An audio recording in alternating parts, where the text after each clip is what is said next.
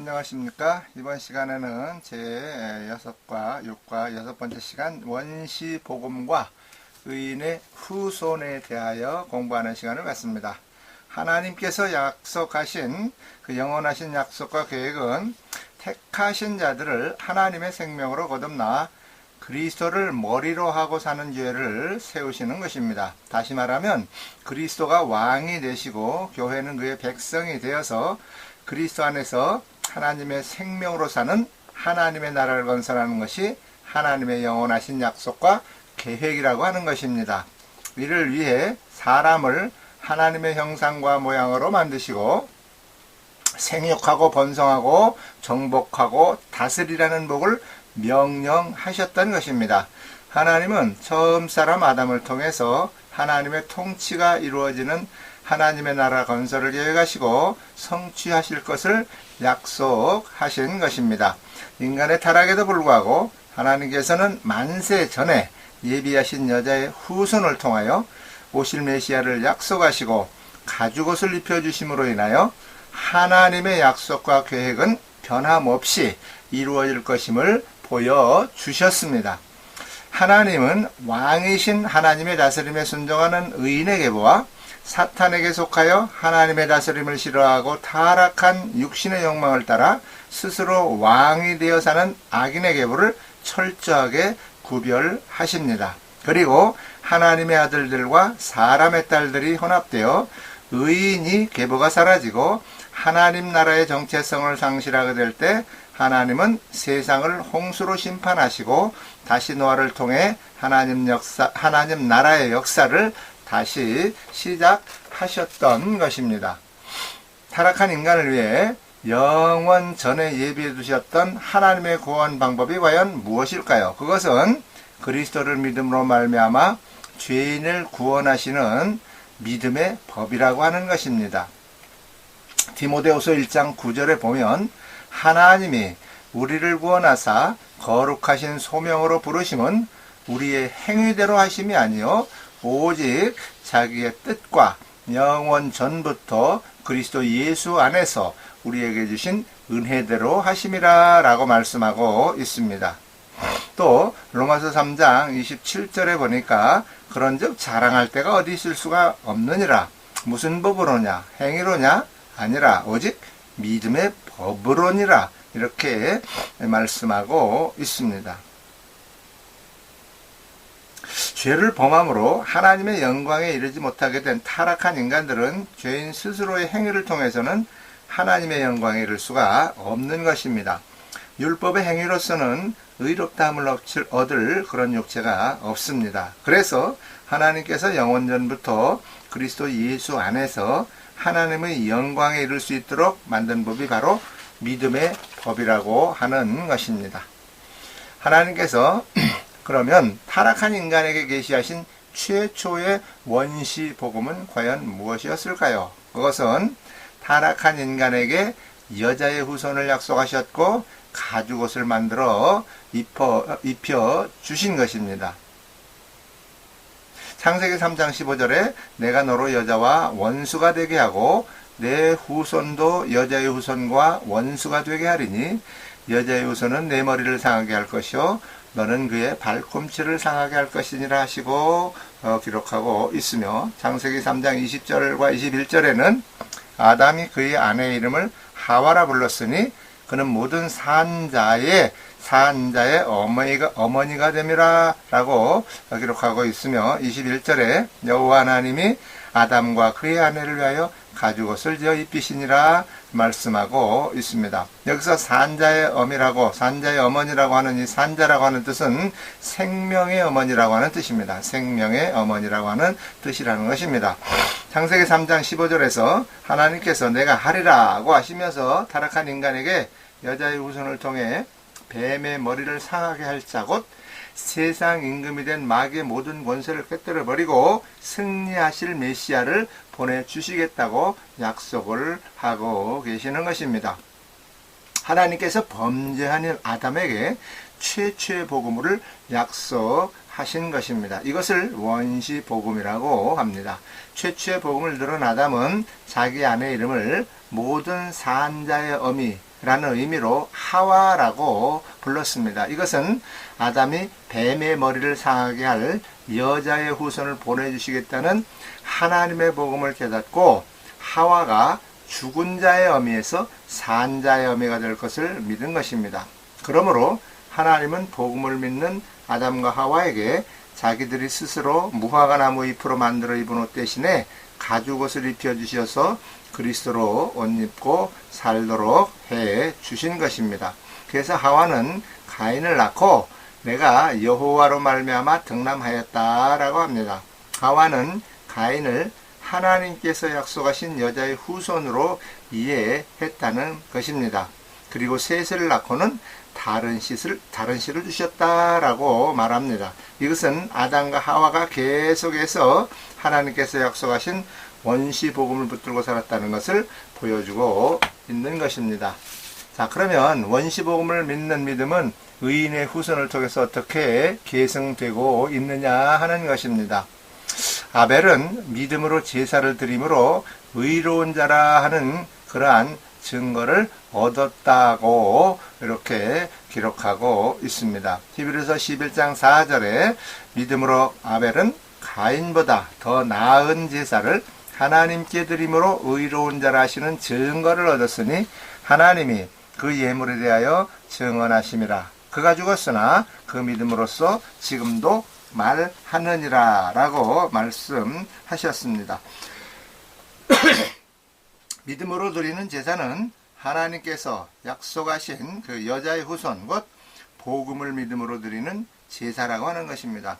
구약의 제사는 세상 죄를 지고 가는 하나님의 어린 양의 그림자라는 면에서만 그 의미가 있는 것입니다. 성경은 아벨의 피가 예수 그리스도의 피의 예표라고 말하고 있는 것입니다. 히브리서 12장 24절에 새 언약의 중보자이신 예수와 및 아벨의 피보다 더 나은 것을 말하는 뿌린 피니라 라고 기록하고 있죠.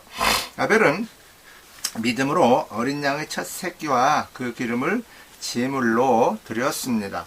아벨이 의인이 된 것은 원시복음을 믿는 믿음 때문입니다. 그런데 믿음은 인간에게서 나오는 것이 아니라 은혜로 주어지는 하나님의 선물인 것입니다.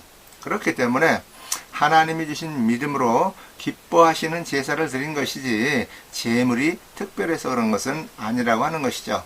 그래서 성경은 여호와께서 아벨과 그의 제물은 받으셨으나 가인과 그의 제물은 받지 아니하셨다고 하십니다. 제물보다 중요한 것은 제물을 드리는 사람이고 하나님은 그 사람이 드리는 믿음을 받으시는 것입니다. 하나님은 제물 때문에 책망하지 않으십니다. 수많은 제물을 바치며 제사를 드린다 할지라도 그리스도 복음의 언약을 잊어버린 제사는 아무런 의미가 없는 단순한 우상 숭배일 뿐입니다. 아벨 이후 믿음의 역사는 의인의 족보를 통하여 이제 계승되어 온 것을 볼 수가 있습니다. 하나님은 진노의 심판 가운데에서도 의인의 씨를 남겨두셔서 거룩한 그루터기가 되게 하셨다는 것입니다. 성경은 여자의 후손과 아벨의 후손인 의인의 족보와 뱀의 후손과 가인의 후손인 악인의 족보를 분명하게 구분하고 있습니다.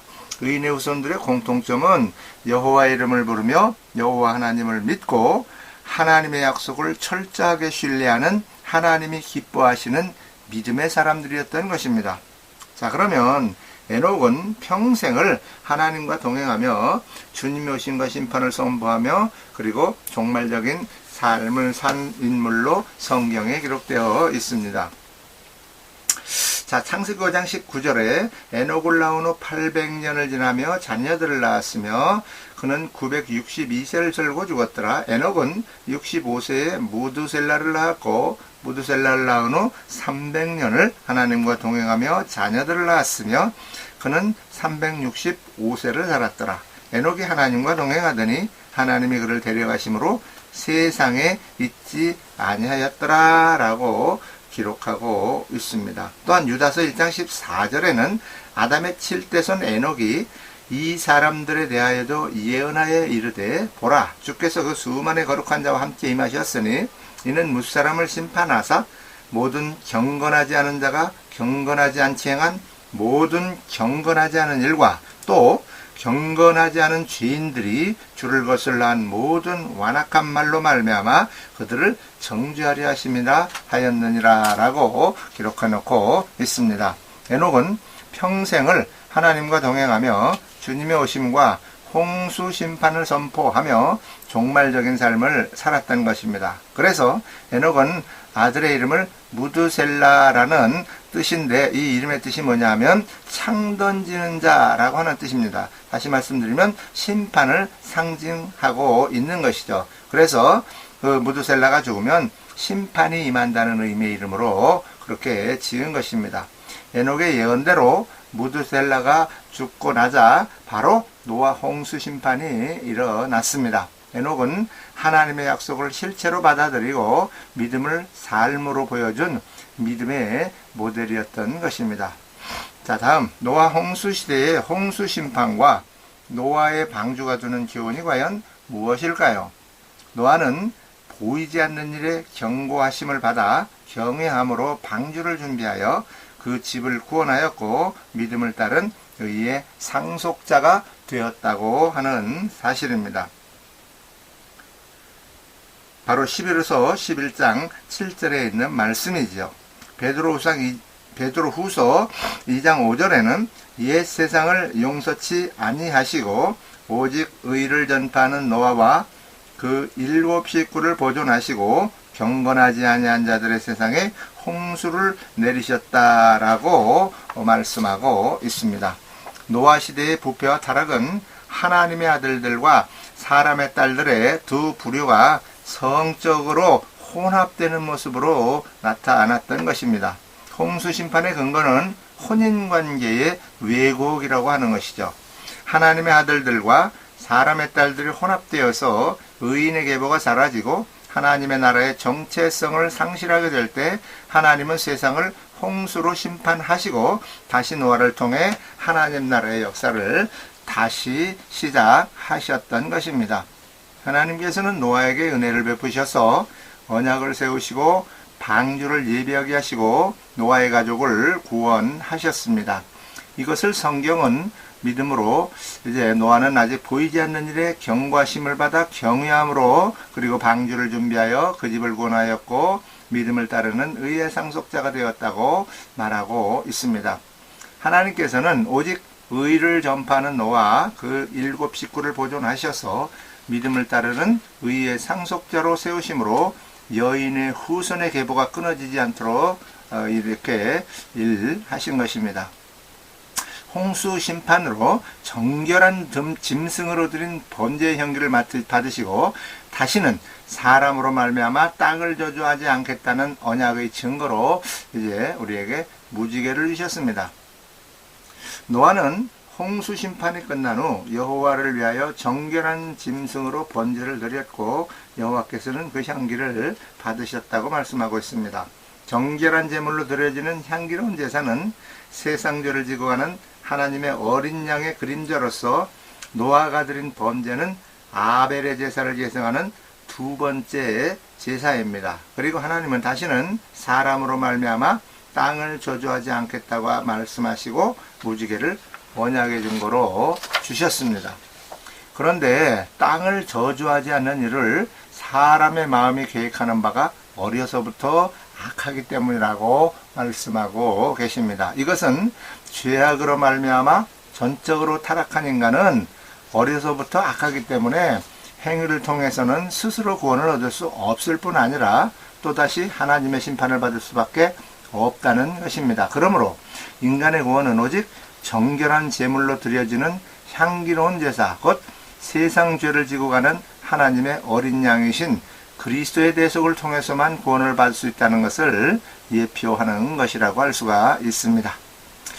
다음 노아의 홍수 사건의 결론은 타락한 인간은 여전히 노아처럼 벌거벗은 모습일 뿐이며 하나님의 은혜는 덮어주심의 은혜라고 하는 것입니다.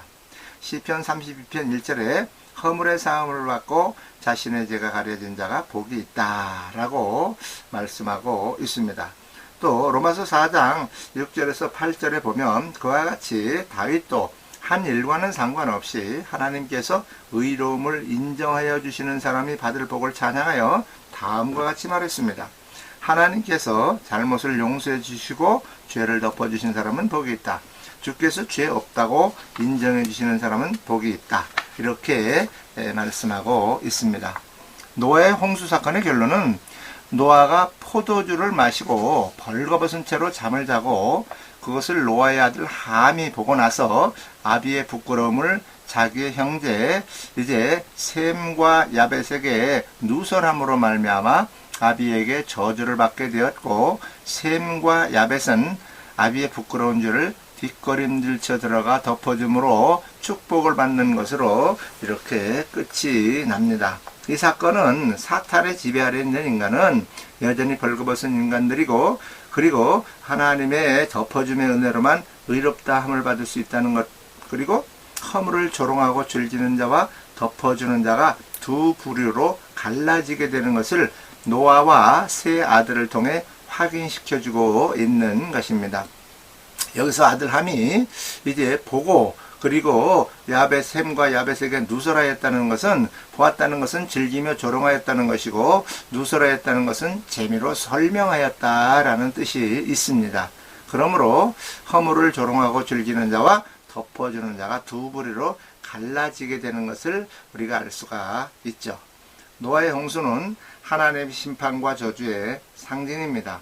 그리고 노아의 방주는 심판과 저주의 물에 빠져 죽을 수밖에 없는 하나님의 백성들을 방주 안으로 부르시고 심판과 저주의 홍수를 대신 받으시는 예수 그리스도의 십자가 죽음의 상징이 되는 것입니다. 하나님은 노아의 홍수 사건을 통해 하나님의 덮으시고 입혀주시는 은혜, 하나님의 불가항력적 은혜가 무엇인지를 이렇게 우리에게 보여주고 계신 것이죠. 덮어줌의 은혜는 벌거벗은 아담과 하와를 무죄한 짐승의 가죽으로 덮어주신 가죽으로 나타났고, 출애굽 당시 6월절 어린 양의 피로 다시 나타납니다. 애굽의 장자들을 모두 죽이는 죽음의 사자가 6월절 어린 양의 피가 덮인 집은 넘어가 버렸던 것입니다. 그리고 덮어줌의 은혜는 성막 안에서는 시은자 위에 제물의 피로 나타납니다. 인간의 죄를 법궤의 뚜껑이 덮어버리고 그 위에 무죄한 제물의 피가 부어져 그 전체를 가리는 것을 은혜가 베풀어지는 자리, 곧 시은좌라고 부르는 것입니다. 그 덮어줌의 은혜는 예수 그리스도의 십자가로 완성이 됩니다. 십자가에서 흘려진 예수 그리스도의 피가 우리에게 부어져서 예수 그리스도로 옷 입은 자가 되는 것입니다. 이것이 바로 덮어줌의 은혜인 것이죠. 결국 죄인의 부끄러움을 덮는 덮개는 하나님 자신인 것입니다. 타락한 인간들의 하나님 앞에 이렇게 내어놓는 것은 전부 더러운 옷일 뿐이고 거미줄 같은 옷일 뿐이라고 하는 것입니다. 인간은 하나님께서 지어주시는 그리스도의 살과 피로 만드신 의의 흰 옷을 입혀 주셔야 됩니다. 그 은혜가 우리에게 부어져서 우리가 예수를 믿는 자들이 된 것이라는 사실입니다. 이사야 61장 10절에 보면 내가 여호와로 말미암아 크게 기뻐하며 내 영혼이 나의 하나님으로 말미암아 즐거워하리니 이는 그가 구원의 옷을 내게 입히시며 공의의 겉옷을 내게 더하심이 신랑이 사모를 쓰며 신부가 자기 보석으로 단장을 갖게 하셨습니다 라고 말씀하고 있는 것입니다. 다음 바벨탑 사건을 통해서 우리에게 주시는 교훈은 과연 무엇인가요? 바벨탑 사건은 인간이 피조물의 자리에서 벗어나 하나님의 자리에 오르려고 하는 지도로서 하나님을 대적하는 인간들의 모든 악을 상징하고 있는 것입니다. 창세기 10장 8절과 9절 말씀을 봉독합니다.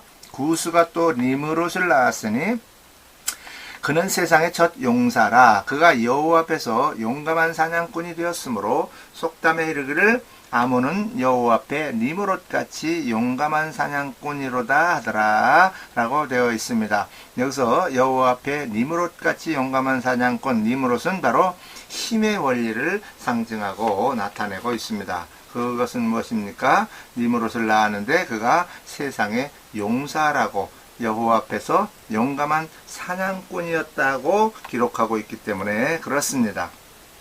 바벨탑 사건은 창세기 11장 이하에 나오는데 인간이 자신들의 이름을 내고 스스로의 힘으로 하늘에 오르려고 탑을 쌓다가 하나님의 심판으로 언어가 복잡해지고 온 땅에 흩어지게 된 사건이죠. 성경은 자신들의 이름을 내고 스스로의 힘으로 하늘에 오르려고 하는 인간의 행위를 가리켜서 바벨이라고 합니다. 바벨탑 사건은 인간이 피조물의 자리에서 벗어나 하나님의 자리에 오르려는 시도로서 하나님을 대적하는 인간들의 모든 악을 상징하는 사건인 것입니다. 그래서 요한계시록에서는 세상의 마귀 세력을 바벨론이라고 지칭하고 있습니다.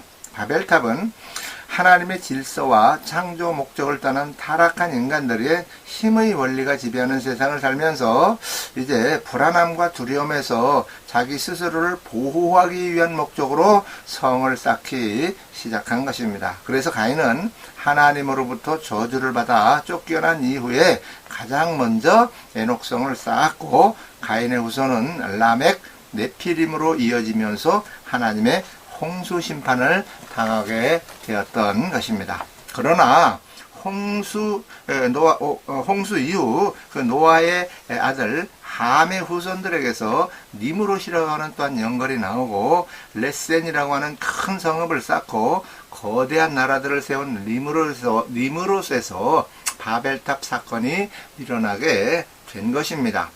니므롯은 강하며 용맹스러우나 강포한 사람이라는 뜻으로서 여호와 하나님을 뛰어넘으려 여호와와 대항했던 사람인 것입니다. 그래서 니므롯은 자신의 힘으로 하나님을 대항하고 사람들을 압제하여 스스로 영웅의 자리에 앉아있는 타락한 세상의 이 땅의 왕을 대표하는 사람입니다.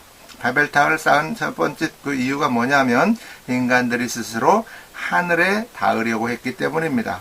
그것은 자신들의 힘으로 하늘에 닿아 하나님의 통치를 벗어나려는 죄인들의 교만인 것입니다. 바벨탑을 쌓은 두 번째 이유는 자신들의 이름을 내기 위함입니다. 이 말을 직역하면 우리가 스스로 우리를 위해 우리의 이름을 만들자라고 하는 뜻입니다. 하나님으로부터 아담이라는 이름을 받은 인간은 하나님의 소유이고 하나님의 지배 아래 있어야 하는 자들입니다. 그런데도 불구하고 인간들이 자기들 스스로 이름을 주고자 했던 것은 하나님의 지배와 간섭을 거부하고 자기 마음대로 살겠다고 하는 것입니다. 자기 이름을 내는 자는 하나님이 반드시 낮추십니다. 그러나 하나님의 이름을 부르는 자는 그의 이름을 창대케 해 주시는 것입니다.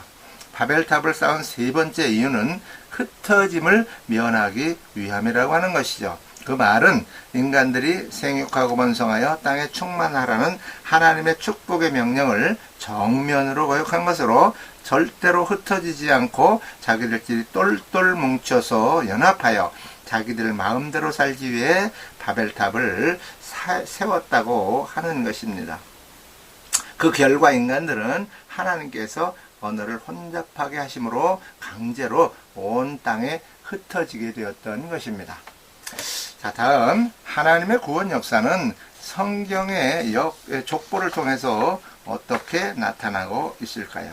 창세기 10장 21절에 보면 셈은 에벨 온 자손의 조상이요 야벳의 형이라 그에게도 자녀가 출생하였으니 라고 기록하였고, 또한 창세기 10장 25절 이하에 보면 에벨은 두 아들을 낳고 하나의 이름을 벨렉이라 하였으니 그때 세상이 나뉘었으며 이렇게 기록하면서 쭉 나가다가 31절에 이들은 셈의 자손이라 그 족속과 방언과 지방과 나라대로였더라 하면서 족보 이제 이렇게 사람들이 나눈 것에 대하여 쭉 기록해 놓고 있습니다.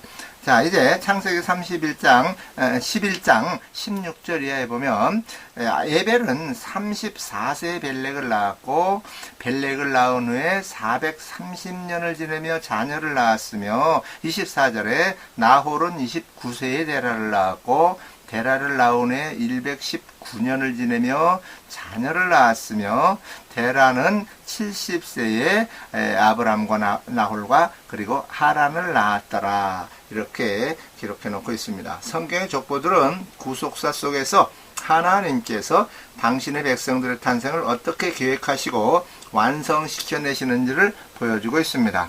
성경의 족보들은 하나님께서 하나님의 뜻을 이루어가기 위해 특별한 목적을 가지고 기록한 족보입니다. 그러므로 마태복음 1장의 요셉의 족보와 누가복음 3장의 마리아의 족보, 또한 창세기 5장의 족보와 창세기 11장의 족보를 연결하면 하나님으로부터 시작되는 예수 그리스도의 족보가 완성이 되는 것입니다.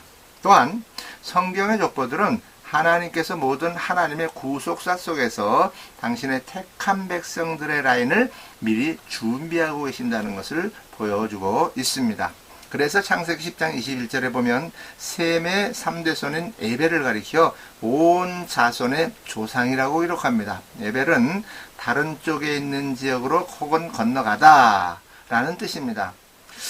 이 단어가 이브리, 하비루, 히브리로 변하여 이스라엘 백성들의 이름이 되었습니다. 그러니까 에벨은 건너간 자들이라는 말로 하나님의 선택으로 유프라테스 강을 건너서 다른 쪽에 있는 지역 가나안으로 이주한 아브라함의 후에 히브리 사람들의 조상이 된 것입니다. 그 에벨이라고 하는 이름은 하나님의 선택을 받아 세상의 강을 건너 하나님 나라로 이주하여 이방인과 나그네로 살아가는 저와 여러분들 같은 사람들이라는 성도의 정체성을 담고 있는 것입니다. 그리고 성경의 족보는 하나님께서는 하나님의 경고를 쉽게 잊고 하나님의 존재마저도 쉽게 잊어버리고 자신들의 꿈과 야망을 좇아 세상에 연결이 되어 하나님을 대적하는 세상 속에서 하나님께서는 당신의 백성들을 구원하시기 위한 예수 그리스도로 이어지는 족보를 성실하게 챙기고 계셨다고 하는 사실입니다. 창세기 11장에서는 벨렉의 족보가 등장하는데 이 창세기 11장의 벨렉의 족보에는 믿음의 조상 바로 아브라함이 나옵니다. 하나님은 바벨탑을 쌓다가 하나님으로부터 버림을 받는 죄인들의 무리 속에서 당신의 백성들을 준비시키고 계셨을 뿐만 아니라 그들을 건지시기 위한 족보, 믿음의 조상이며 예수 그리스도의 조상이 될 아브라함의 족보를 이렇게 이어가고 계셨던 것입니다. 바벨탑 사건으로 모든 인류를 흩어버리시는 그 현장에서 하나님은 아브라함을 건지셔서 하나님의 구원 역사를 이루어 가신 것입니다. 자, 오늘은 제 6번째 시간 원시복음과 의인의 후손에 대하여 공부하여 보았습니다. 여러분 감사합니다.